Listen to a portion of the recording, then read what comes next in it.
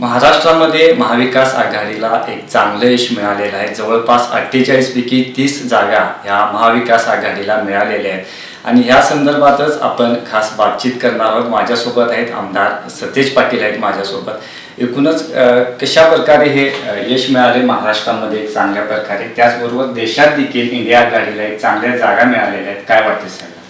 प्रथमतः मी कोल्हापूरकरांचे मनापासून धन्यवाद देतो की आपण अत्यंत उत्स्फूर्तरित्या आदरणीय शाहू महाराजांना भरभरून असं मतदान केलं, त्याबद्दल मनापासून धन्यवाद आहे. एकूणच आपण बघितलं तर भारत जोडो यात्रेच्या माध्यमातून राहुलजींनी जो काय लोकांच्यापर्यंत जाण्याचा निर्णय घेतला आणि लोकांना एक पटलं की या देशामधला सामान्य माणसाला वाटलं की काँग्रेसच आपले प्रश्न हाताळू शकतं आणि म्हणून हा प्रतिसाद मिळाला. विशेष करून कोल्हापूरमध्ये शाहू महाराजांच्या बाबतीत असणारी आपुलकी, राजश्री शाहू महाराजांची या कोल्हापूर जिल्ह्यावर असणारे उपकार, या सगळ्याची परतफेड करण्याची संधी मिळते आणि ते संधी मताद्वारे मिळते हे लोकांना पटलं होतं आणि तो मॅन्डेट आम्हाला साधारणपणे मिळाला.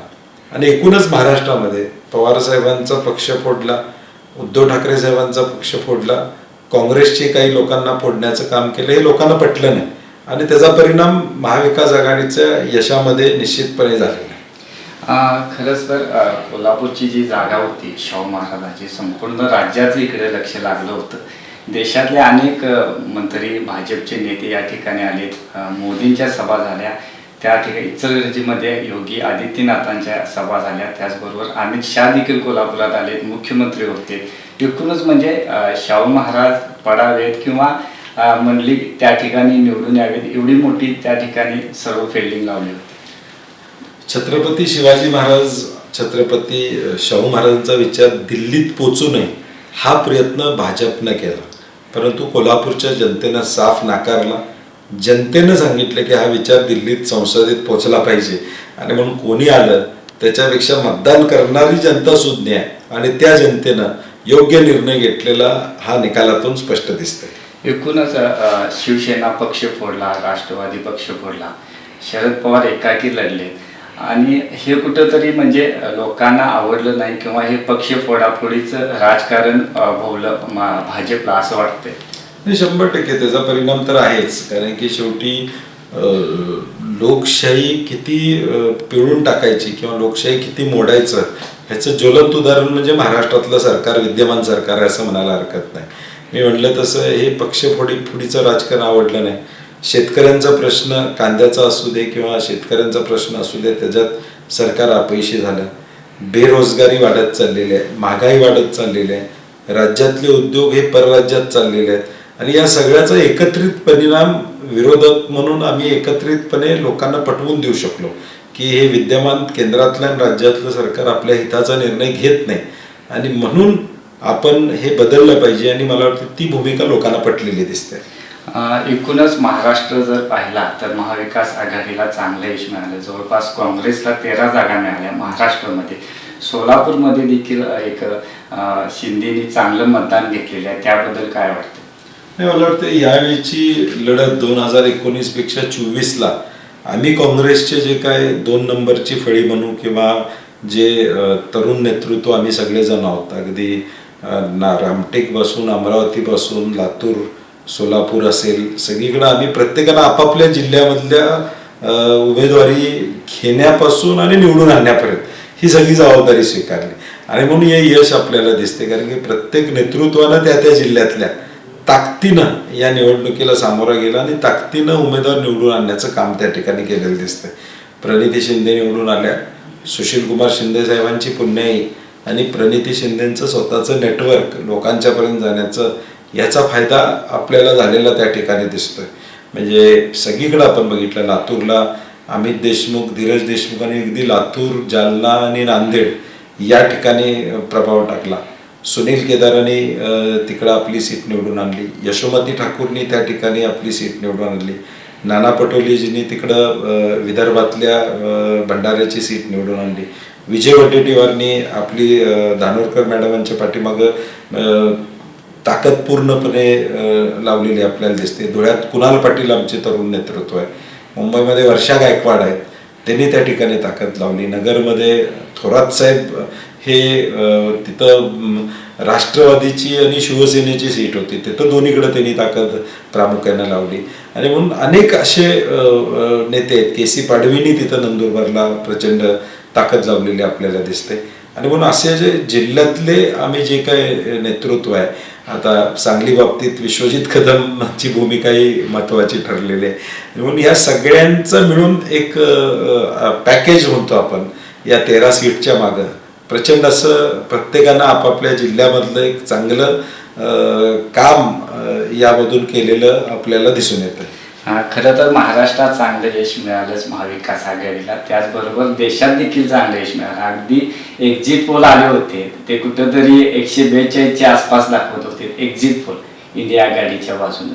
तर आता जवळपास 233 जागा इंडिया आघाडीला मिळालेल्या आहेत. का इंडिया आघाडीनं सरकार स्थापन करावं? एक्झिट पोल मला वाटतं दबावाखाली आले होते असं वाटायला लागले, कारण की एवढा फरक पडू शकत नाही. 5-10% फरक पडू शकतो, परंतु अगदी सी चेंज आपण म्हणतो तेवढा सी चेंज होऊ शकत नाही. मला वाटते दबावाखाली हे एक्झिट पोल आले होते. घटक पक्षांच्यावर दबाव यावा आणि आपण पहिल्यापासूनच भाजपबरोबर जावं. मला वाटतं एक्झिट पोल नंतर काही घटक पक्षांना भाजपनं फोन सुद्धा केले असेल, आम्हीच येणार आहे तर तुम्ही कुठं जाताय, आणि कमिटमेंट घेणं, त्यांच्याकडून बांधून घेणं, हा प्रयत्न कदाचित त्याच्या पाठीमागचा असणार आहे. पण तुम्ही म्हटलं तसं एक जनतेतला एक्झिट पोल वेगळा होता, हे या एक्झिट पोलच्या आकडेवारून दिसून येतं. एकूण जे इंडिया आघाडीला देशात यश मिळाले त्याच्यावर सत्ता स्थापनेचा दावा करावा असं वाटते? नाही, 100%. कारण की आज लोकांची इच्छा आहे की इंडिया आघाडीची सत्ता यावी. जर लोकांची इच्छा नसती तर मग 400चा आकडा भाजपनं गाठला असता.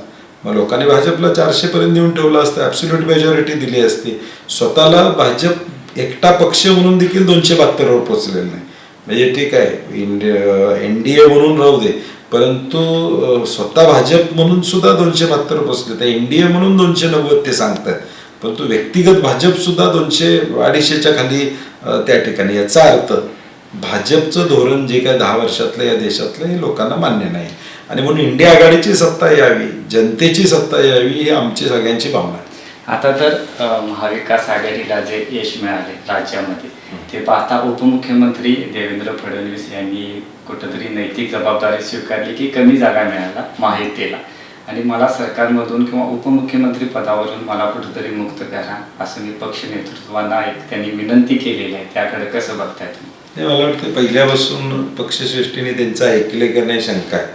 कारण की शिंदे गटाला किती सीट द्याव्यात याबद्दल त्यांची काही मतं होती, फुटलेल्या राष्ट्रवादीला किती मतं द्यावेत याबद्दल त्यांची काही मतं होती, ती वरिष्ठांनी ऐकलेली नाही. ते सीट वाटपावरून लक्षात येते. आणि एकूणच पहिल्या 2 टप्प्यात तर ते कुठं दिसत नव्हते, हे वास्तव आहे. आणि म्हणून या सगळ्याची जबाबदारी एक नेतृत्व म्हणून कुणीतरी घ्यावी, या दृष्टीनं त्यांनी त्या ठिकाणी जबाबदारी घेतलेली दिसते. परंतु जनतेमध्ये आपण फेल झालेलो आहे हे त्यांच्याही लक्षात आलेलं आहे. आमदार सतेज पाटील जिकडं आणि विजय तिकडं असं एक समीकरण झाले असं वाटते का? कारण 2014 तुम्ही धनंजय माडकांना मदत केली, ते निवडून आले. 2019 आमचं ठरलं झालं, त्या ठिकाणी संजय मंडलिक निवडून आले. आणि आता 2024 शाहू महाराजांच्या सोबत तुम्ही आपली काँग्रेसची ताकद उभी केली, शाहू महाराज देखील निवडून आले. त्यामुळं आमदार सतेज पाटील ज्या ठिकाणी असतील तिथं विजय निश्चित आहे. जनता जिथं असते तिथं विजय निश्चित आहे असं मी मानतो. माझं वैयक्तिक काही नाही आहे, मी वैयक्तिक क्रेडिट घेणार नाही. लोकांची ही निवडणूक आहे आणि आम्हाला कोल्हापुरातल्या लोकांच्या प्रति आम्ही एक विश्वास निर्माण केलेला आहे की आम्ही जी भूमिका घेतो ती भूमिका समर्थपणे घेतो, कुठल्याही दबावाला बळी पडत नाही. कितीही समोरनं संकट आले तरी मी भीत नाही, त्या ताकदीनं निवडणुकीमध्ये उभारतो. माझी स्वतःची निवडणुकीपेक्षा डबल ताकदीनं मी दुसऱ्याची निवडणूक नेहमी लढवत असतो. जिल्हा मध्यवर्ती बँक असू दे, गोकुळची निवडणूक असू दे, राजाराम कारखान्यात भले आम्ही मागं राहिलो असलो, मी उमेदवार नव्हतो तरी ताकदीनं मी लढतो. माझा जो काही स्वभाव आहे की एक भूमिका घेतल्यानंतर आपण ती ताकदीनं निभवायची, फक्त भूमिका घेऊन घरी बसायचं नाही किंवा ऑफिसमध्ये बसून काम करायचं ही माझी भूमिका नसते. निवडणूक ही निवडणुकीप्रमाणेच मी नेहमी लढत असतो आणि मला वाटतं लोकांनाही आवडतं की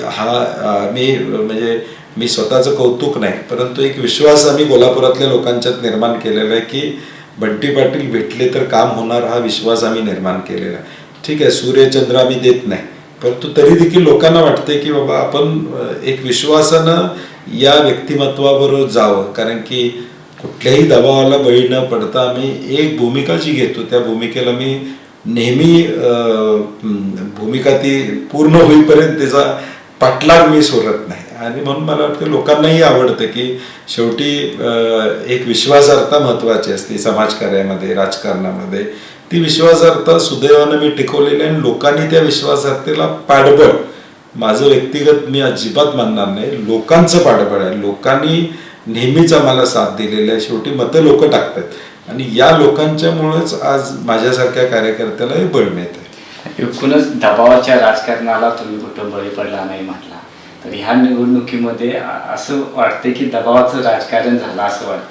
ते सगळीकडे चालू होतं ते. आता त्याचं फार बोलण्याची आवश्यकता असं मला वाटत नाही, कारण की आता मॅन्डेट लोकांचं मिळालेलं आहे आणि म्हणून सगळीकडेच हे राजकारण विद्यमान सरकारच्या माध्यमातून सुरू आहे. परंतु शेवटी आपली भूमिका स्पष्ट असेल आणि आपलं ध्येय स्पष्ट असेल तर मला वाटतं यश देखील आपल्याला मिळतं.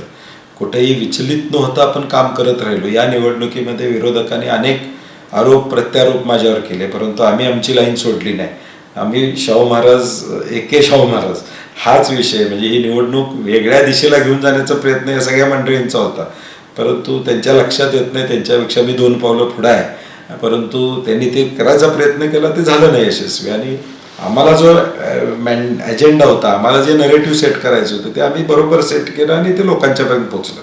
आमदार सतेज पाटील म्हणजे परफेक्ट कार्यक्रम आणि परफेक्ट नियोजन असं एक समीकरण असते. आता विधानसभेची काय समीकरणं असतील? लोकसभा तर जिंकलेली आहे, चांगले यश मिळाले, विधानसभेचं काय असतं? नाही, मी फार मोठं बोलणार नाही, परंतु महाविकास आघाडी म्हणून आम्ही एकत्रितपणे लढू.